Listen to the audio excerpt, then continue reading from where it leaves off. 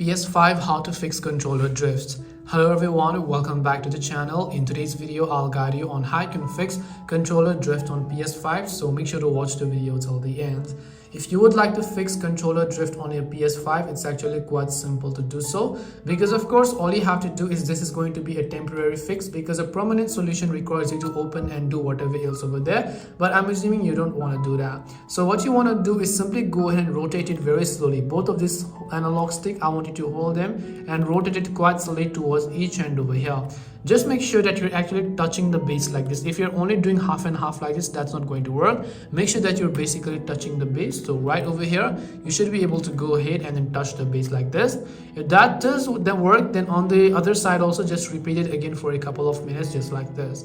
Once you do that, just make sure to press these buttons as well. Once you press these buttons, you should be able to go ahead and then basically fix your stick drift on PS5 controller.